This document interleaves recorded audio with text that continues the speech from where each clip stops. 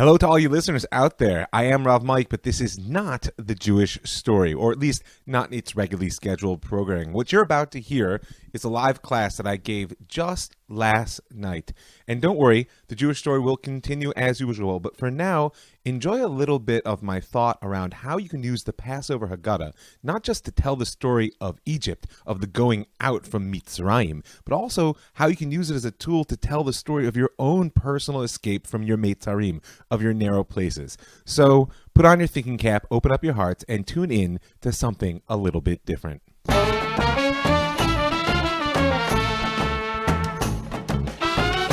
Hi, I'm Mike Boyer. Those of you who know me know that I'm both a teacher. I work as a spiritual counselor, and as well as any number of capacities. Plus, I've got 5 kids who are just behind the door of that room. So if you hear anything funny there, just ignore it. We're all in a tight space here. But I say this not just to let you know who I am, but because what I want to do tonight is a little bit of an intersection between the type of teaching I like to do and the type of interpersonal work I like to do. The title of the class was the Pesach Seder as narrative therapy for a nation.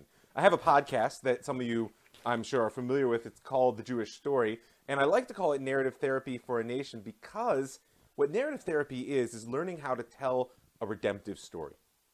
Right? Many of us in our personal lives and perhaps in our national lives feel like our story is already set in stone. I know what my life's about, and often when I work with people interpersonally, they'll come to me, they'll tell me, oh, I'm a failure, or I have a problem, or etc., whatever, fill in the blank.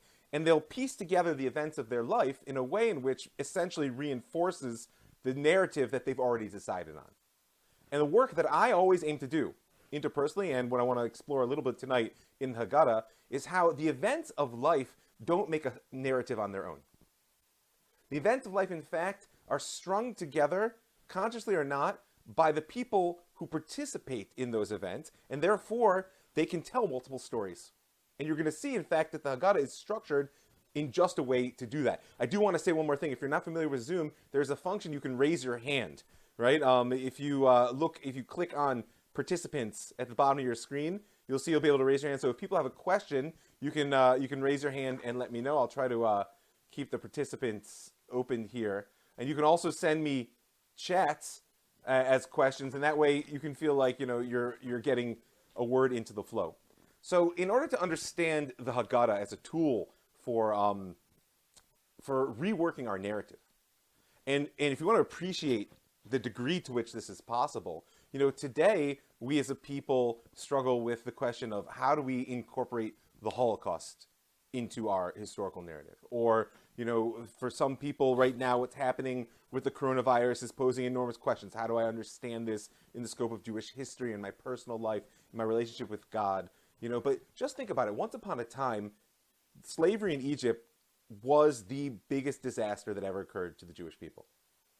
I mean, according to the Midrash, 4/5 of Am Yisrael didn't make it out of Egypt. It was a tremendous trauma. 210 years of oppressive slavery, followed by a cataclysmic escape into the wilderness. And yet, despite the sort of scarring, tragic, fill in the superlative blank that you might want to characterize this event with, nevertheless, this coming Seder night, my kids, and maybe some of yours, will be dancing around the Seder table singing that favorite Israeli song, Paro bit pajama be'emtza laila, paro bit pajama. If you don't know what that means, it means Pharaoh's out in his PJs in the middle of the night looking for Moshe and Aaron.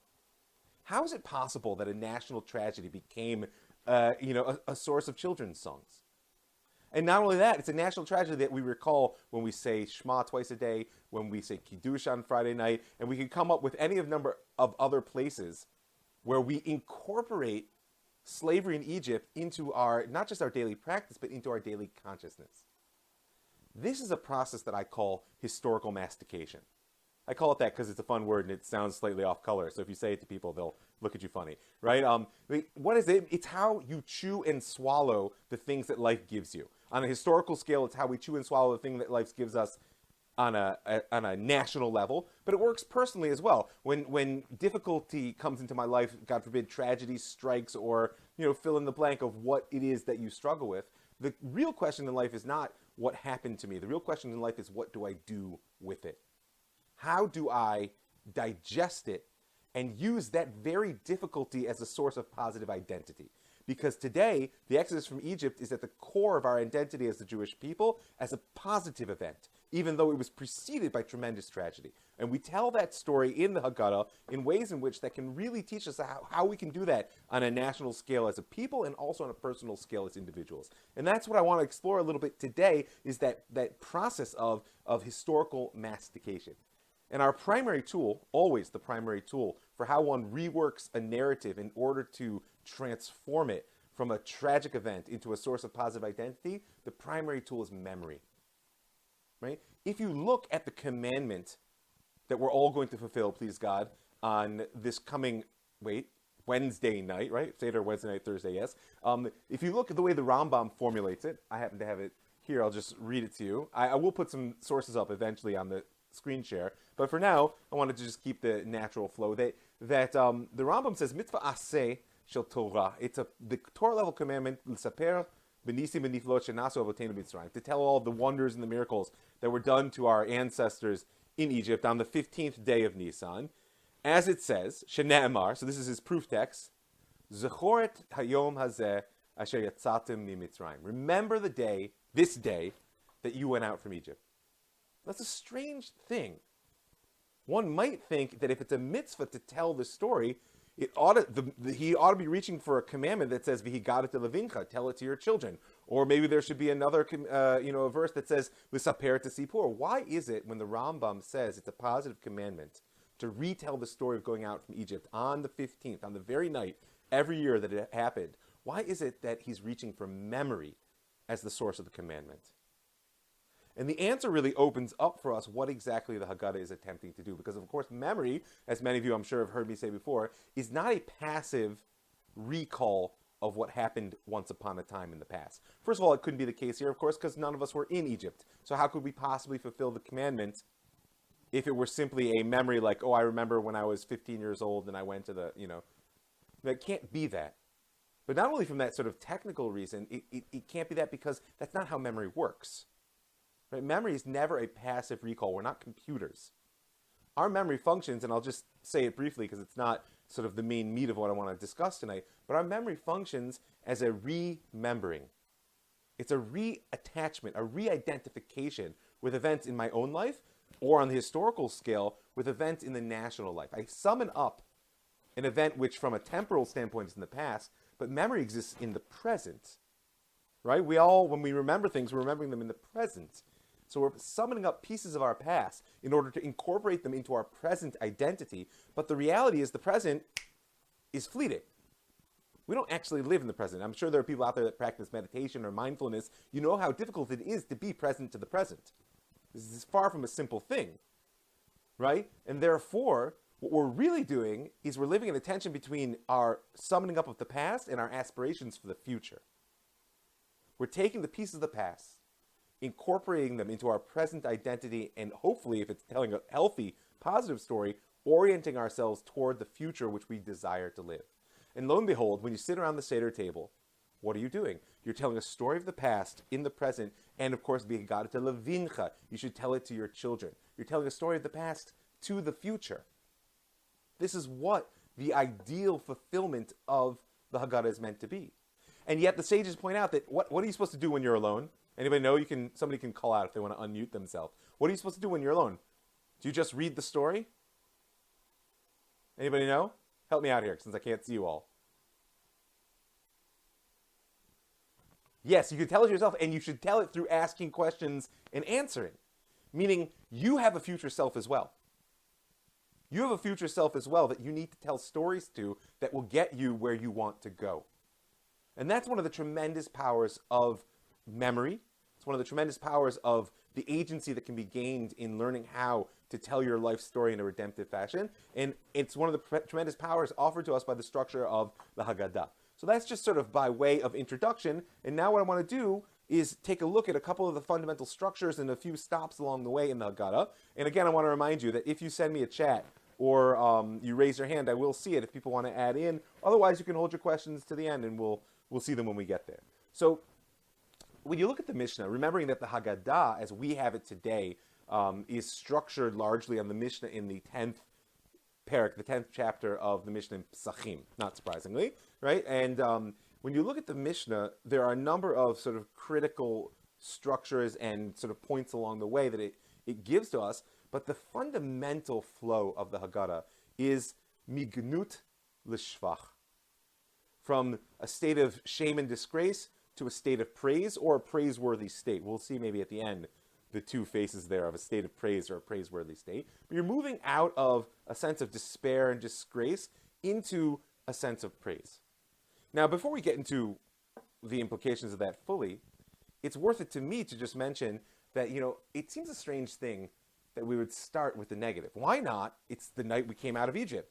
Let's skip all that messy slavery stuff, etc., all the bad, and let's just talk about the Exodus. Why not start there? Well, I've got news for you that one of the fundamental requisites for growth and change in a narrative sense is the ability to look the reality in the face. So many of us, when we want to change things in our life, are shying away from the problem. We don't want to see how we ended up in slavery. We don't want to see our role as idolaters. We don't want to see what we've done to our friends, family, etc. We just want to be better and change. And the reality is, if you shut your eyes to the difficulties that are causing your problems, that means the last thing you ever see is exactly what you don't want. All change starts with looking the situation in the face. And therefore, the Haggadah starts from gnut, from this state of disgrace, and it moves toward praiseworthiness. Now, the first question you always have to ask, and I do this a lot in my practice, is a very simple question. Where does this story begin? Right? Where does the story begin? Now, you might think that's obvious, Mike. It's the story of the Exodus from Egypt. It begins with slavery. But the reality is, even a cursory glance at the Haggadah tells you that this is just not the case. Either in the chat or calling out, who can tell me more than one place where this story begins? Okay, one is going down into slavery. Where else does this story begin? I'm holding my Haggadah here. I got my prop. Always go for Haggadah with less commentary, more pictures. That's my vote. That's a real question. Anybody have an answer? Where's this story begin? With Avram? With Terach. Terach, the father of Avram. Great. That's excellent. And by the way, the two classic structures of moving from disgrace to a state of praiseworthiness, so I see a chat that's very exciting to me, are moving from Terach, the father of Abraham, meaning idolatry, to divine worship.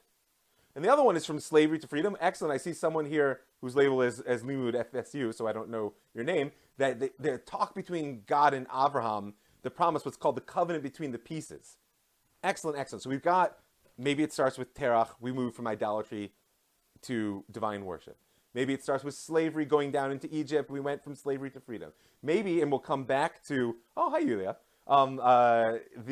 Maybe we'll come back to this promise to Avram. He was Avram, he wasn't even Abraham, that his children will be strangers in the land of Egypt. Right? I can think of others. How about a classic? Joseph and his brothers. Right? In many ways, our narrative struggles in life start with family problems. I mean, you could say this is a family problem. If Yaakov hadn't favored Joseph, his brothers wouldn't have hated him. They wouldn't have beat him up and thrown him in the pit and sold him to slavery. He wouldn't have been in Egypt in the first place. If you when all else fails, blame your family. That's my personal opinion. No, I'm just kidding. Stop. I'm just kidding. But it's worth it to examine. So wait, we have Terach, we have the wandering Aramean going down into Egypt. We have Joseph and the brothers. What about creation? I mean, on some level, every story starts there, right? Right? In the beginning. So before we get to that, I just want you to recognize we were able to come up with 4 or 5. Yitzchak and Esav, I saw someone typing there. Excellent. 4, 5, 6. This is very important for the work which is offered to us. And the Haggadah itself will start, if you look, everybody's probably familiar with, right after Manishtana in the Magid, we start Avadim Hayinu, right? Avadim Hayinu, or whatever tune you know. But it's often missed that the Haggadah starts with saying Avadim Hayinu, and then we'll speak about what lays in between. And then suddenly it shifts, it almost like makes attack, meaning like on a sailboat, not like an attack, like a combat thing, and says, well, mitchilav uvdei avodah zara hayinu. In the beginning, we were idolaters. Like, wait a minute. I thought this was a story of slavery. How did we get to idolatry? And another time, perhaps, in another context, we can talk about the deep intersection between slavery and idolatry. But here, I'm simply pointing out that a story always has multiple beginnings. And I can learn a tremendous amount from...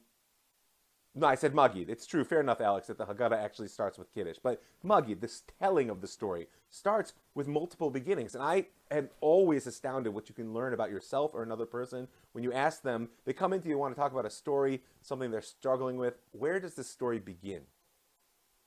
Where does your story begin? And that's the first question I encourage you to take into Seder, right? You know, many of us are going to be doing Seder on our own this year. Perhaps you're not used to running your own Seder. Maybe you're going to be alone. You know, if you are, God bless you. You should be healthy and well and stand strong, right? If you are, it's always worth it to ask the question before you start, where does my story begin? I end up here at this Seder. Where did it start? And here we just saw the Haggadah gave us multiple beginnings. And I want to touch for a second on one of those beginnings, which is often missed, and it's the one that Yulia pointed out there. But I'm going to take a step further back. Imagine every story starts at creation, right? It's a strange thing, by the way, when you look at the Bible. By the time you get to Egypt, you get the sense that we are inside of a failure. Let's look at, right? God creates the world on day 7, or sorry, even day 6. Boom, Adam fails. Don't eat that tree. No, you know, like, okay, well, let's try again, says God. And then, you know, they go with Cain and Abel. Oh, no, that doesn't really work. You know, and then they start again with Sheth, with Seth. And the descendants of Seth basically go right downhill into idolatry and all kinds of terrible stuff. The flood. You know, then there's 10 generations from Noach to Avram to the flood. I mean, it's Sodom. We get this sense that we're failing and failing and failing. And you might think that, in fact, it's only divine mercy that holds the world up. Right? God's looking at the world saying, Nebuch, what am I supposed to do? They're my creations. I'll hold them up. You get this sense that either humanity is a failure or God is incompetent in creating a world which can actually succeed. It's a strange thing. And by the way, you keep going. Structure of the first temple, destruction of the second temple. You go all the way forward in history. You might have a sense that this is not going well. Either God can't do it or we're simply a failed creation. But the reality is that's all premised on one flawed thought. That failure is an accident. See, the key to unlocking Jewish history, and in my humble opinion, the key to unlocking a successful narrative of your own life, is understanding that failure is lechatchila, not a b'diavad. Failure is an a priori part of life, not an ad hoc. Not every failure, not all the time, but the fact that we fail means that we take risks, that we step beyond the known, that we put ourselves in situations where there's a potential for growth and unknown benefits. And so therefore, sometimes we fail. And the thing that holds us up in failure is this beautiful idea of rachamim. You know, rachamim literally means mercy or compassion, right? But when God makes that space, rachamim is from the 3-lettered root in Hebrew of rechem, resh chet mem, which means womb, right? When you have mercy or compassion on another person, you're holding space for them to come to be, right? Mercy is when you hold space for a person who is not yet what they will be. But in your belief in them and your desire that they should become that which they can be, you hold the space for growth and process, which means failure, but it's failing forward. The art form of Am Yisrael is that we have mastered the ability to fail forward in time. Because if you never fail, that means you never risked. And if you never risk, you never grow. Right? And if you want to survive, anything which is alive must grow.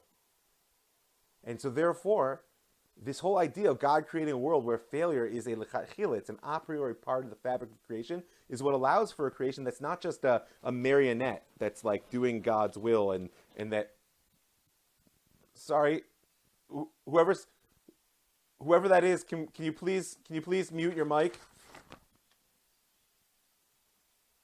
Hang on a second. There we go. I took control. Sorry about that. So you guys with me?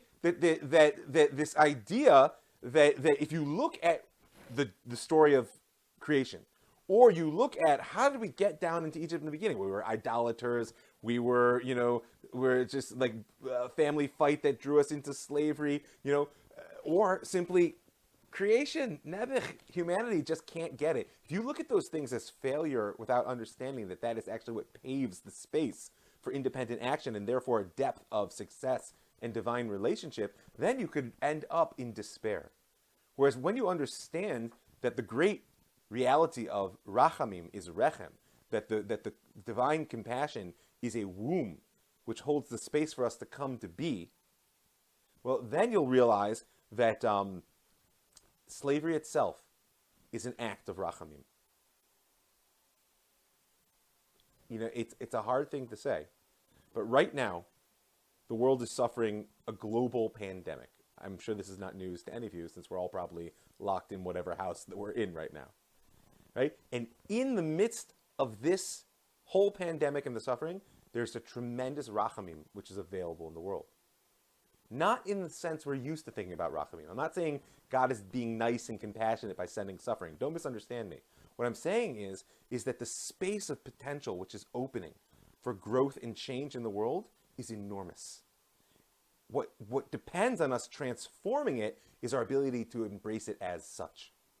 And I'll give you an example from that starting point that Yulia mentioned. When I asked you guys where does the story of slavery start? So we have the two classics in the Haggadah, which is it starts with the descent into Egypt, or it starts with idolatry. Right? I also said every story starts at creation, which is how we got to this whole rachamim thing. And I don't know if it was sent to everyone. No, it was sent to me privately. Yulia said it actually started with a conversation between God and Abraham. What I'm going to do is I'll share my screen now so you can see a bit of the text I'm going to be referring to. Let me just make sure I have the right one. There it is. So you may be familiar in the 15th chapter of Genesis with a conversation between God and Avram. Right? This is early on in his story, where Avram says, "Yeah, listen, life is great. You've given me everything, but I've got no kids, and I don't know what the future is going to be." And right, and God says to him, "Ani Hashem, asher hotziticha mi'ur kasdim." I'm God that brought you out of the land of the Chaldeans, right? Which is a familiar phrase for those of us learning in the Haggadah right now. Hotziticha me'eretz Mitzrayim or mi'ur kasdim. That's a birthing. If you think about it, it's a very important image. That on a certain level, the whole story of the Haggadah of Egypt is that Egypt is the womb of Israel. It's the richest material culture of its day, in which we go from being a family and grow into a nation. We're birthed out with tremendous blood and suffering and all the craziness. For anyone who's ever been present as a birth knows that it's a dramatic event. Birthed out literally through the Red Sea, by the way, if you think about what the birth canal looks like, into the wilderness. And we'll speak about what our destination was before we're finished tonight. So here, Avram gets tipped off, as it were, to what lies ahead for his children. Right? It says, God says, "I've taken you out to give you the land as possession." And what does Avram say? "V'yomer Hashem Elohim b'ma'eda ki arishena." It says, how should I know that I'm going to possess it? It's a natural question. Well, wow, it's a big promise, God. I'm just one guy. You brought me out of Ur Kasdim, and now you're telling me this whole land will be mine? How do I know that I'll possess it? And God's answer, which if you look in you'll notice that I skipped a bit of their conversation, but God's answer can seem somewhat troubling. He says, "Vayomer yadoa teda." Oh, you're gonna know. God says, what are you gonna know? Your children will be strangers in a land not theirs. They'll be enslaved and oppressed for 400 years. But then I'll do great judgments on the nation that they serve, and they're going to go out with great wealth. Now, this seems to be a very strange answer. I mean, and many people read it as a punishment. We could go back. Let's end the share there. Right? Many people read it as a punishment, meaning Avram's got the chutzpah. God made him a promise he's going to give you the land. And then God says, now you're in for it. But I've never, despite the fact that there are many traditional commentators that indeed understand it the way, I've never been able to relate to this in that fashion. Avram wants to know, how is it possible that my children will inherit the land? And God's answer is, Egypt is what will make you fit to inherit the land. Slavery was a transformative process that made us into a people who were fit to inherit the land. But, of course, only if we manage to tell the story of that slavery in a redemptive fashion. Right? This, by the way, is true of our current situation as well. I don't know how much we want to get into it now, watching the time, but just a small drop, since I said that there's some great divine mercy that's coming into the world today. I'm sure that you've heard all kinds of people explaining why. Rabbis, unfortunately, have a tendency, and religious leaders, to try to tell you why this is happening. Don't worry, I'm not going to do that. Not only not going to do that, I find it deeply troubling that people do that. But I will tell you this, of course, the question of why is above my pay grade, let's just say. The question, however, of what we're going to do with this is the real question. Right? The whole world, or at least half of it, has been sent to their room. You're all in timeout. Right? Anybody who has parents out there could probably appreciate that, or anybody who is close enough to having been a child to remember their parents saying, go to your room and think about what you need to do. This is where we're at right now, and therefore it's incumbent upon us to figure out, what are we going to do with this? What kind of world do we want when we all step back out into our full social being? And that horizon's there. Don't lose sight. We will indeed come back together. Right? And in the same way, the story we tell about how we got in this situation, what it means to us, and what actions it demands us, that is exactly what was done to the slavery in Egypt and the ultimate exodus. We managed to transform that whole experience into what makes us worthy, as God told Avram would happen, made us worthy to inherit the land. Right? So, someone privately told me it's because of the Tzionim. I'll get back to you on that one. So what I want to do now with all these frames is just touch a little bit on what's this story about in the Haggadah. Just a few things, because we're all gonna go through the Haggadah again, and then not only what it's about, but I will end with an idea of where is it headed. Before I do questions or comments, you can either try to unmute yourself or raise your hand or type of chat in there. I just want to make sure that people get a chance at this point if they don't understand or they want clarification or response to something that I said. If I'm speaking too fast, that's tough luck. I don't actually have a slower speed than this. But I'll try. No? Going once? Going twice? Okay. So either you're entirely mystified or you're with me. But at this point, we're in it together. Okay, so when you go through the Haggadah, every page is worthy of commentaries, I'm sure you know, since it all gets a lot of ink spilled. I just wanted to touch a couple of places. First of all, the classic, right, the beginning of Magid. And now I'm focused in Magid, in the telling of the story, because that's what we're here really to engage, right? And the moment of Manishtana. Why is this night different than every other night? Raise your hand if you're going to be the youngest person at the Seder this year for a first time in a long time.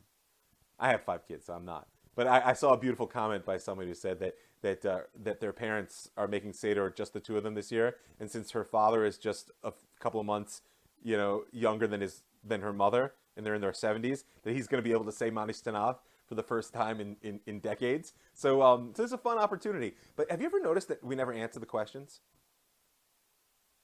We don't actually answer the questions. Why is this night different than any other night? Why do we eat on this night, right, matzah, and all the other nights bread? Why do we? No, we don't answer the questions. We only pose them. And this itself opens us up to a critical piece, which I'm sure you're familiar with, but it's always worth noting that the ultimate source of knowledge from the perspective of Torah is always a good question. Answers are important because you got to live your life, and sometimes you have to make decisions and practical guidance. But what really causes growth is a good question. And I would say in the context of the Haggadah, and in context of the sort of narrative therapy work that I so much love to do, and I see the Haggadah, as I've said, as a real frame, it's because questions are a fundamentally hopeful posture. It's a fundamentally hopeful posture because hope, the definition of hope, is the deep belief that what is does not define what will be.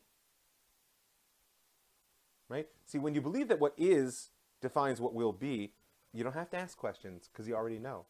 And there's no hope because you already know. The opening of the Magid with questions that we don't answer serves as a same type of frame for the deep personal work which is available in leaving one's own Mitzrayim, their own metzarim, their own narrow places, which is asking open questions. How did I end up here? Where do I want to go?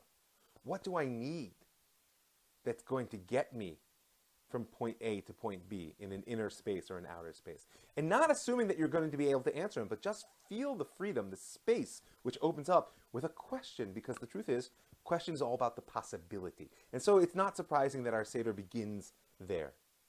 Then if you notice, there's a really strange shift, which I find. Somebody have there's a question there? Comment? Somebody speaking. Go for it. No? That's okay. But if you're not asking a question, then I would ask you to remute. Okay, great. But don't be shy. I'm looking straight at the chat, so if you have something that's easier, it's also easy to write it in there. So we're not going to do everything, as I said, but the next piece I just wanted to put my finger on is this telling the story of the story. We'll just keep doing this, right? Telling the story of the story. Have you noticed in the Haggadah? Okay, first we say we're going to tell the story. Then we start to tell the story. And then we tell the story about a bunch of people, rabbis in Bnei Brak, who are telling the story. So we're telling the story about people telling the story of the story. We're inside the inside here. And it's a beautiful image that Rabbi Eliezer and Rabbi Yoshua and Rabbi Elazar ben Azariah and all these rabbis are together, and they're telling the story until dawn, until the students come and say, rabbis, it's time for Shachrit, right? And on a simple level, the message here, I think, is you have to let your story absorb you.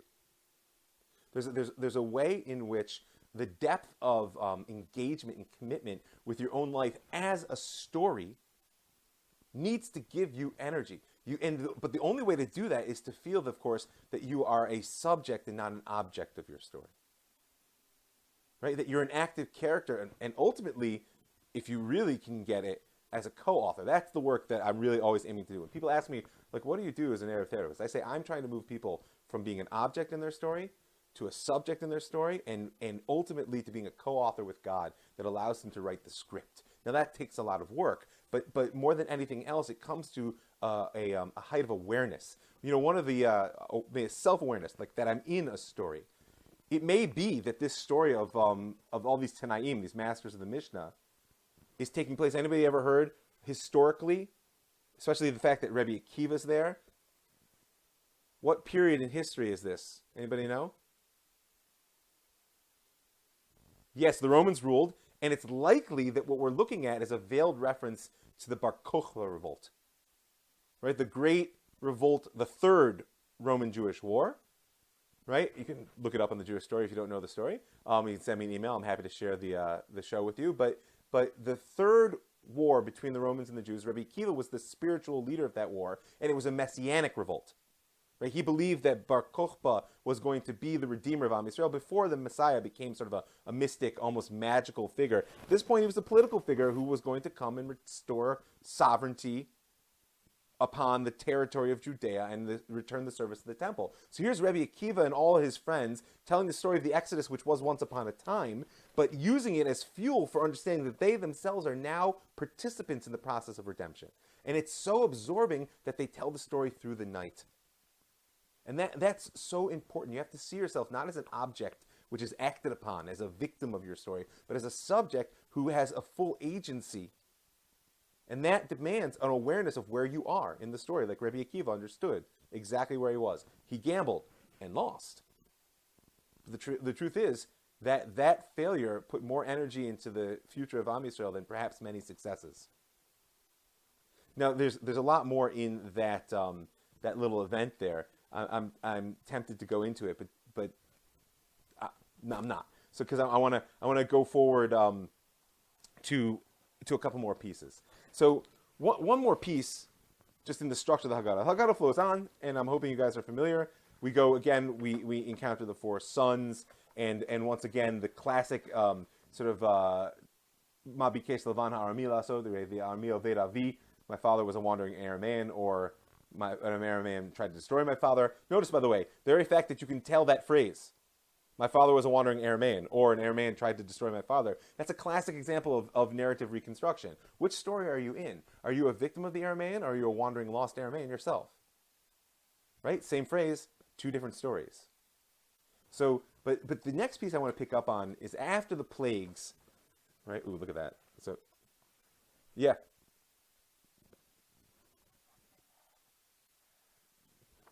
That's in all the right. That's the one of the classic interpretations. But if you look at the source texts from Parshat Kitavo of Arami Oved Avi, Vayered Mitzrayim, you'll see in the classic commentators two readings.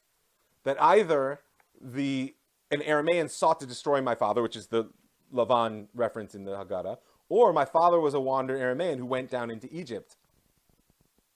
Right? It's literally two ways it can be read. But the piece I want to hit, because I'm quite conscious of the time, and there's just so much. The Haggadah, it's like you do it every year, and it always surprises me. It's this really strange. Just yeah, well, I think my wife wouldn't be so pleased with that. Not only that, but do you guys also feel like we're all just working twice as hard to stand still at this point in history? It's like, it's unbelievable the amount of energy that's coming out. But after the plagues in Egypt, we're all familiar with the 10 plagues. You may be familiar with this very strange argument that breaks out in the Haggadah between Rabbi Yossi, Rabbi Eliezer, and Rabbi Akiva again, about how many plagues happened at the splitting of the Red Sea. It's like a strange thing a lot of people just cruise through in the Haggadah. It's like, what am I supposed to do? They're like gambling. Well, there were actually 50 plagues because it says the finger of God and there are 5 fingers on the hand and each plague was 10. No, it's actually 200 plagues. It's actually 250 plagues. I hope you guys are familiar. It's a strange thing. By the way, for fun, if you want, just for your theatrics, I once prepared stacks of 10 agorot coins, taped them all together so they weren't muks on Yom Tov, and started to just throw them out on the table like I was in a gambling frenzy. My kids went nuts, right? Like, just for the theater of it. And the theater is such an important thing of the Haggadah. But here, I want to touch on why it might be that the Haggadah is trying to tell you, 10 plagues in Egypt? That wasn't so impressive. 250 at the Red Sea. That's what's impressive. Why the emphasis of the Red Sea? Why has the Red Sea, in this moment of the telling of the story, become such a critical time that the rabbis are playing a game of one-upsmanship about its importance? So here I think it opens up for us. Yeah. Chaim.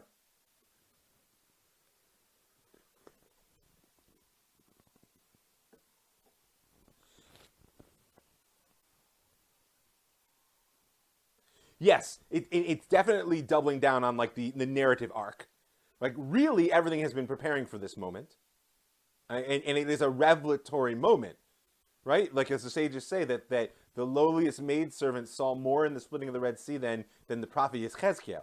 So I think you're correct. There's a part of this is just, showing what the climactic moment is. But I think for the use of the Haggadah as a framework for personal work, for my own exodus, as it were, and getting out of my narrow places, there's another piece which is critical to understand. Every morning in the traditional liturgy, we say the Song of the Sea, right? And we preface it with the verses that precede it in the Torah.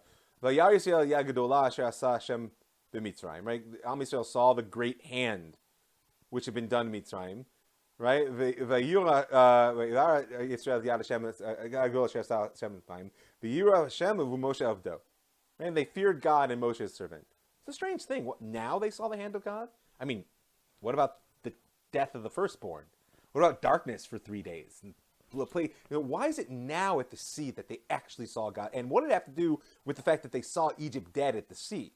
Notice it says they see Egypt dead, and then they realize, then they see the hand of God. It wasn't even the splitting of the sea that showed them God's hand. It was the fact that they saw the Egyptians dead on the seashore. The splitting of the sea on some level is part of the same theatrics that the 10 plagues. But seeing Egypt dead on the seashore was something fundamentally different. And in this, it opens up for us a very important aspect of what Geula, of what redemption is that we're headed for. Because the reality is, slavery has two faces. Right? There's many of you that we've learned together before, I've told you this, but it's always worth hearing it again. That if you want to understand slavery, and you want to understand the human condition, you must read a book called The Pedagogy of the Oppressed, by a Brazilian educator from the 70s called Paulo Freire.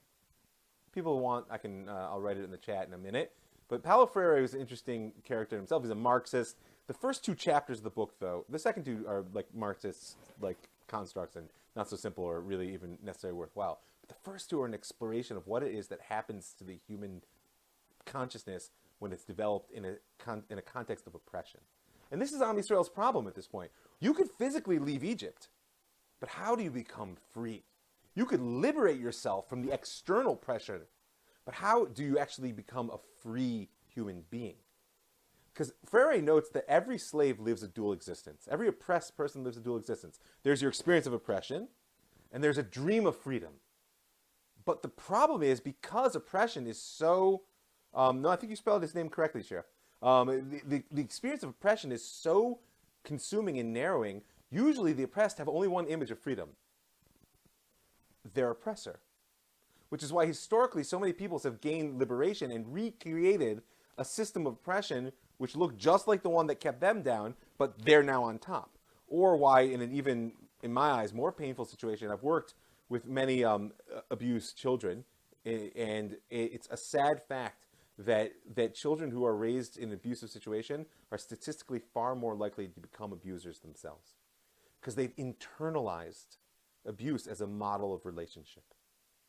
In the same way that the slave internalizes slavery as a model of relationship. Therefore, liberation from the external pressures of slavery is not enough. The 10 plagues, getting out of Egypt, was not enough. Even going through the Red Sea was not enough. What you need to do is see Egypt dead on the seashore. You need to spit out that model of freedom, which is really just an internalization of one's oppression, in order to be prepared for the true freedom that lies on the other side of the sea.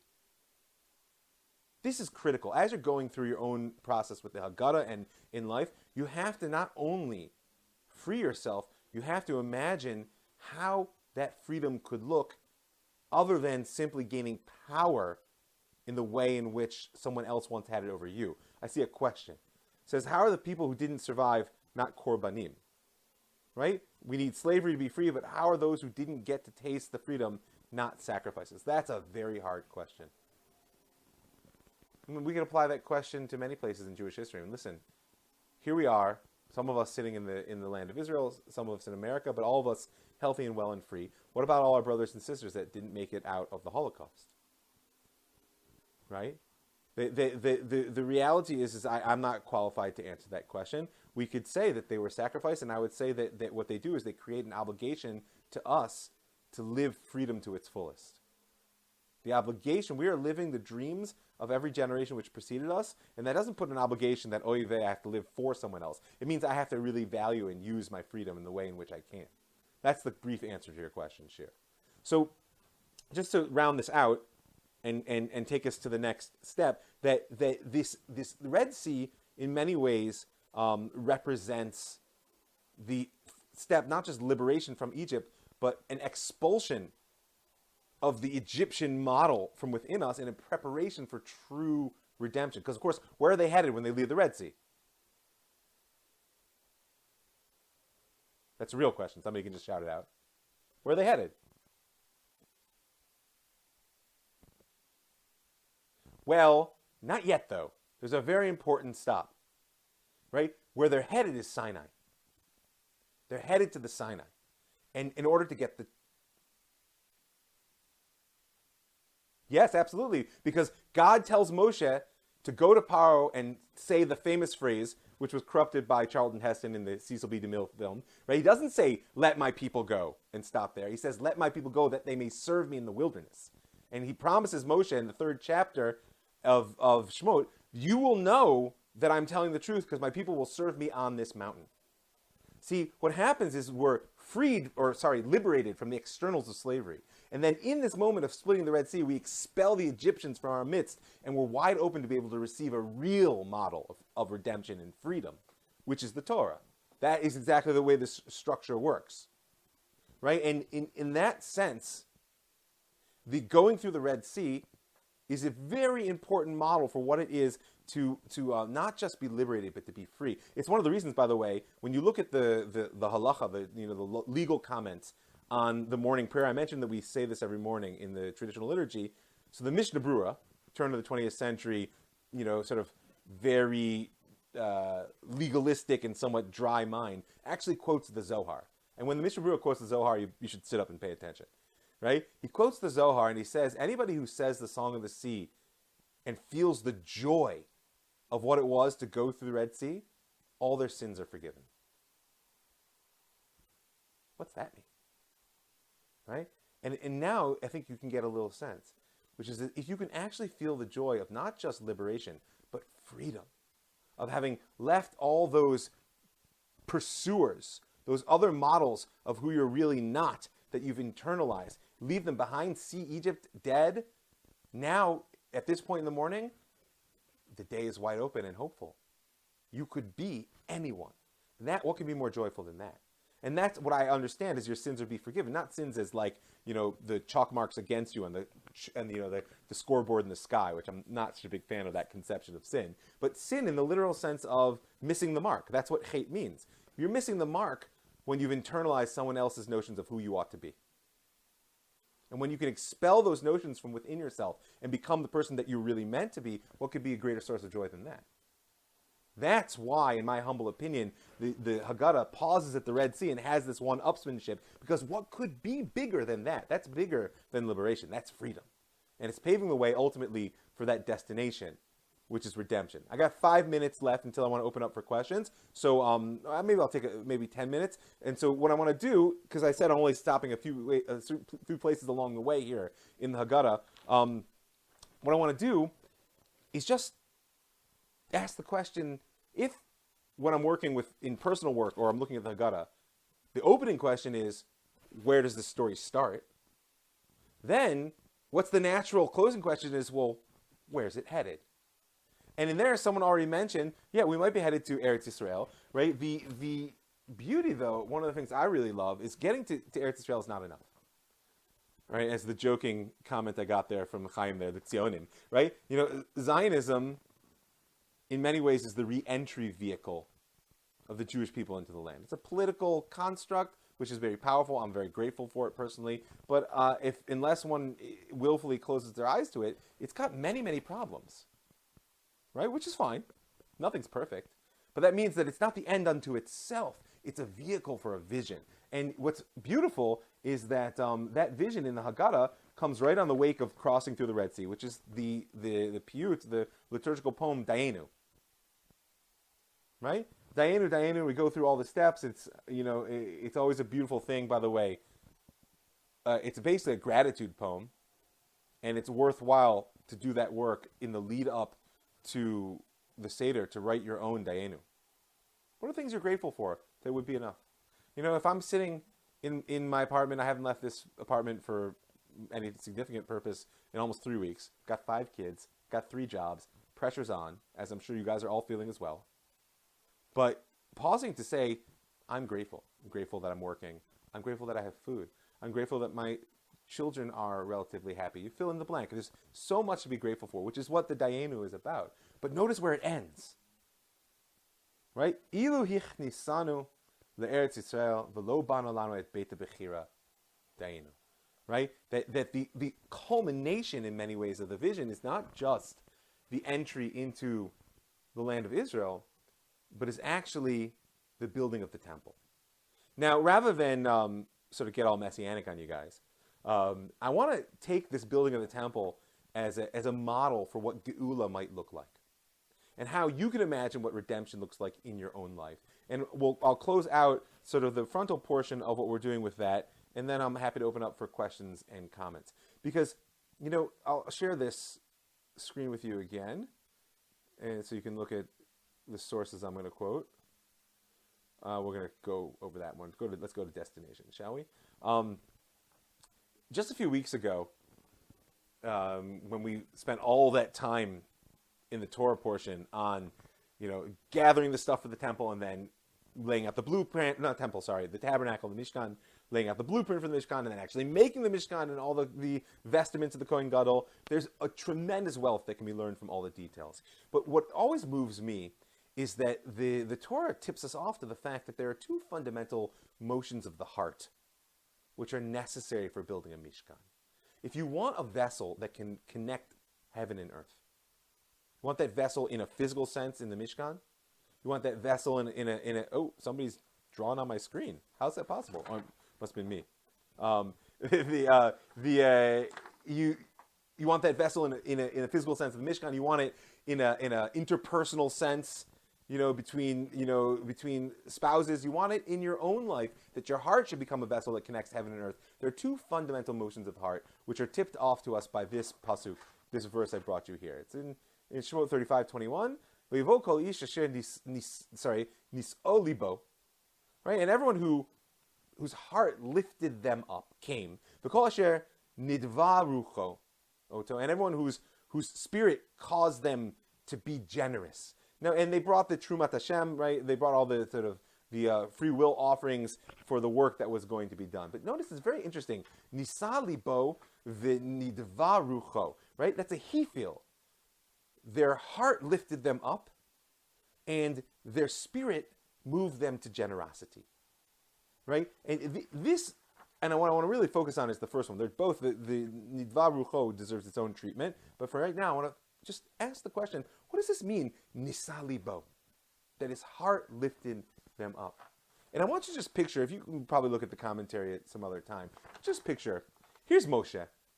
It's hard enough that these people have been slaves, and now he's asking them to give the gold, the silver, the fine cloth, which likely they got from their Egyptian neighbors, or they gathered from the spoils there of the dead Egyptians on the Red Sea. Right now, this is the first wealth their family's seen in 210 years. Now Moshe's asking them to give them up, and what was called for there was not simple. But then, just imagine this. Now Moshe says, and now we're going to make vestments for the high priest, and we're going to create draperies. And I envision, says Moshe, a golden ark with the cruvin. And you, Shimon, you're going to make that. You know what Shimon says to him? What, are you kidding? He's like, I make mud bricks. My father made mud bricks. My father's father gathered straw to make mud bricks. You want me to make fine work in silver and gold? I can't do that. See, it's natural for us to be trapped by our low expectations of what we are capable of based on what we've done up till now. And that will never allow us to tell a redemptive story.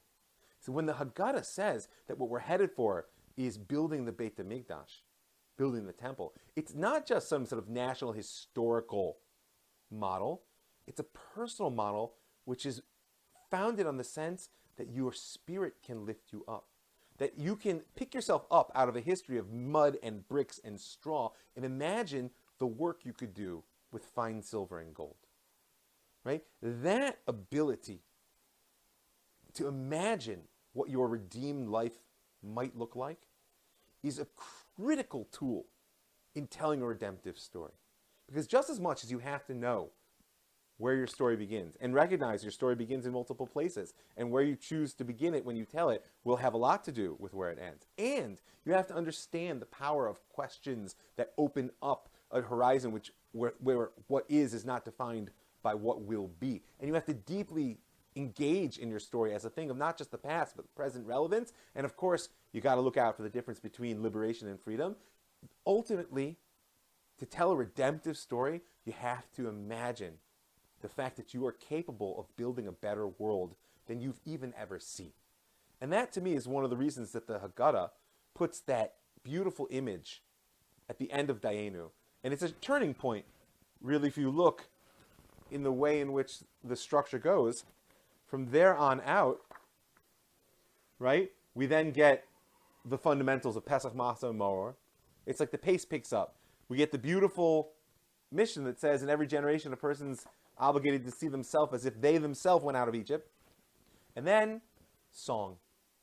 Because what could be more indicative of a redeemed state than bursting into songs of praise?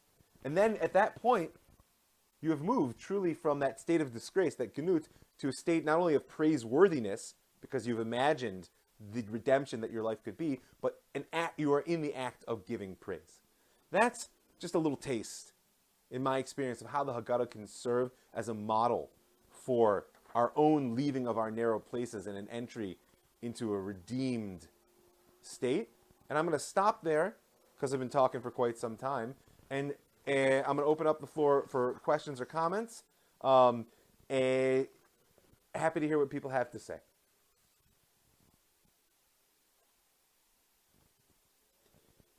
You can put them in the... go for it.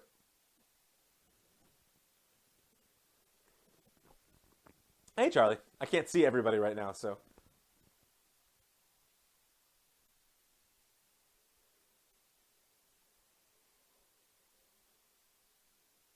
Yes.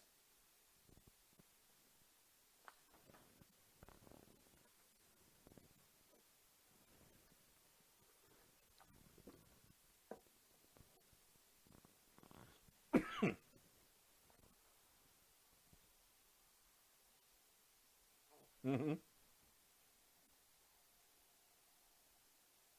Oh, you faded out there. Charlie, I lost you. Maybe write the question into a chat because I can't hear you. Somebody else?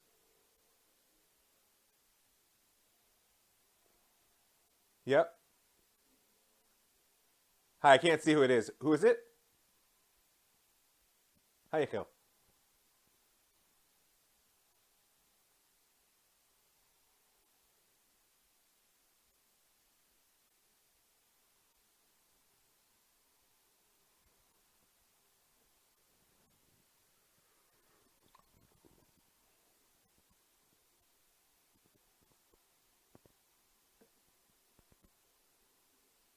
Mm-hmm.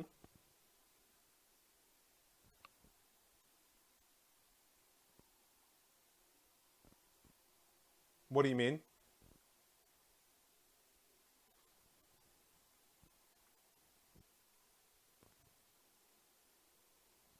Oh, I understand. Well, yeah, but that's why each one is a multi-tiered discussion. Meaning, Eretz Israel is a necessary precursor to the Beit Hamikdash.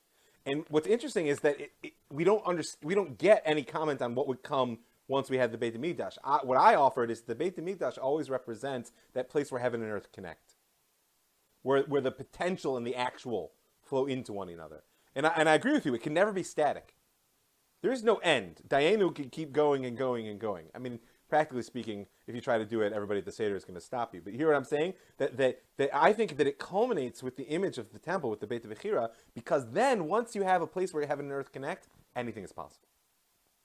Right? And you're correct. Without Eretz Yisrael, there is no Beit HaMikdash.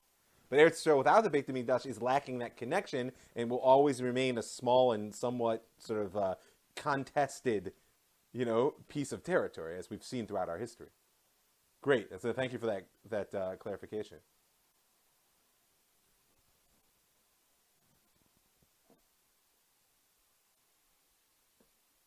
But that's at each stage along the way. If God had brought us out of Egypt and he hadn't brought us to the Red Sea, what do you mean?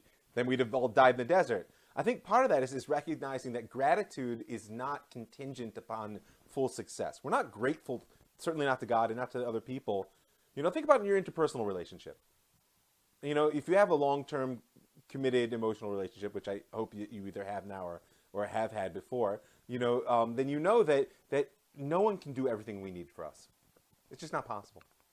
And if I make my gratitude and love for another person contingent upon getting exactly what I want, really what I've done is I've cut myself off from intimacy of relationship. We need to be grateful for everything that a person does for us, even if it's not exactly what I wanted or it doesn't go all the way. That gratitude is a posture which is not contingent. It's just a recognition of the good which has been done, which is the power I find in Dayenu. You hear what I'm saying? You're absolutely correct. From sort of a historical narrative arc, if God had left us out there in the middle of the desert, what good would that have been? But from a human posture of gratitude, we need to recognize each piece was something we should be grateful for. Because it's not like we deserved it. It was we say Megia lanu, it was coming to us. And therefore, I don't need to be grateful. No, each piece is an act of grace. That's what I would say. And yeah, the whole poem itself is problematic in that sense. And it's worth it, that's a great question to bring up in the Seder. What are we saying? How could we possibly be grateful if we had not actually made it all the way out, gotten the Torah into the land of Israel and the temple? Great. I have a question here in the chat. It said that you said that slavery is what made the nation worthy to inherit the land, but only if they could interpret it in a positive light. Can I expand on that?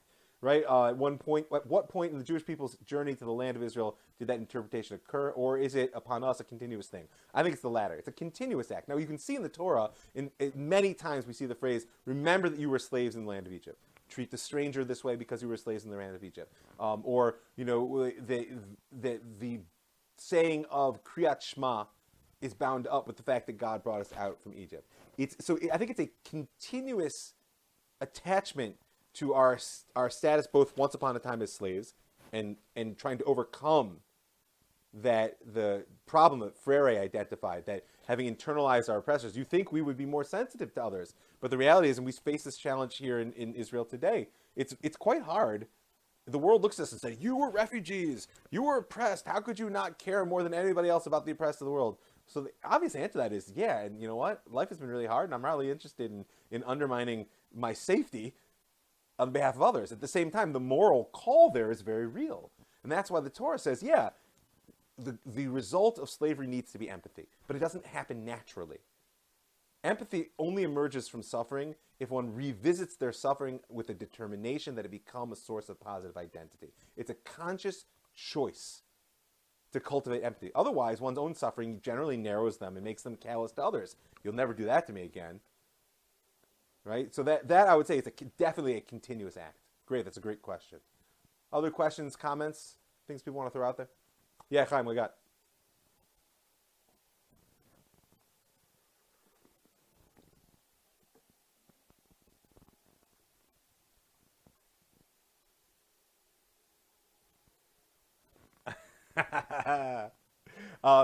Yes, and I would like you to donate to the following phone number in order to make it happen. No, no, it's not the way I understand the process. I see the temple as always a culmination of a process, never its beginning.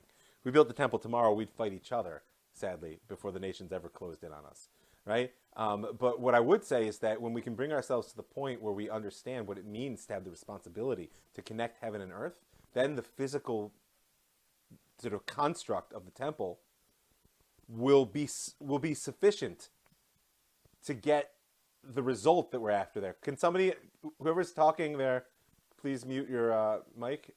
Thanks. That's okay.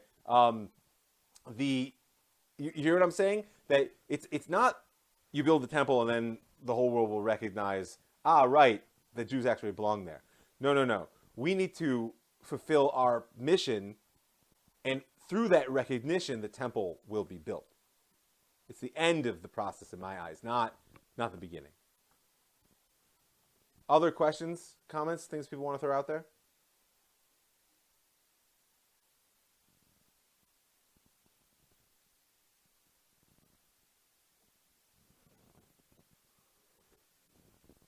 Yes.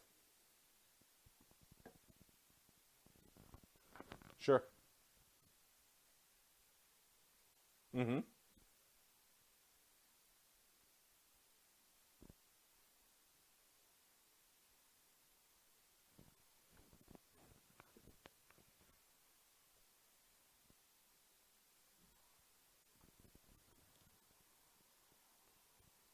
Yes.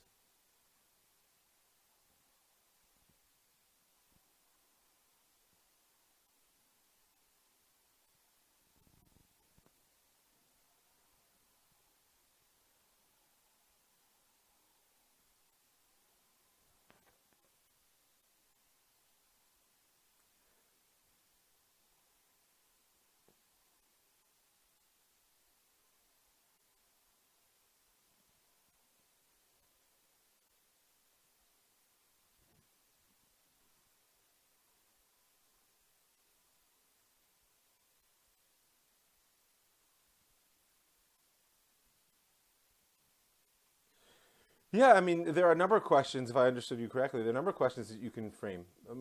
The most important in my eyes is, as you approach Pesach, you need to figure out what are the narrow places where I'm stuck, and what's the chametz in my life that's preventing me from being free. Right? Those two pieces can open out the structure of the Haggadah and the story of the Exodus as a personal journey. And I think you're entirely correct. Now is not the place. I think I could point out to you that throughout the Jewish calendar, the Pesach is the place where the story dominates. But throughout the Jewish calendar, throughout the cycle of the holidays, there are many places in which we're called to that cheshbon nefesh, to that self-analysis and the constant process of building ourselves into that sort of best possible self. And the last thing I would say, at the risk of sort of the shameless plug, is that it's true that no one else can tell you how to run your life, but there is definitely a skill set out there which can help you understand your own story. And I encourage people to reach out, right? I think we were going to draw this to close with maybe one more question, but I encourage people to reach out to me. You can find me on Facebook. My email is ravmikefoyer@gmail.com. If you want to start that exploration, it's something I do as a professional, but it's also a life mission. And now is a great time, that we're all sent to our rooms. But we're in timeout. We don't just have time. We've been sent to our rooms to decide what we're going to do when we come out. So I want to thank everybody. I want to thank Shira in particular for putting things together. I want to encourage people to send me feedback. I'm more than happy if you had a question. If you had a question that I didn't get to, or you have thoughts you want to share, you really can reach out. I'm happy to hear. I see some more questions coming in here. Let me see if I can at least take they're coming in really quickly. Enhancing second Seder. I'm sorry. I can't help you with that. I'll just be honest with you. One of the number one reasons I came here was to get back onto what I see to be the natural rhythm. But I'll think about it if anything comes to me.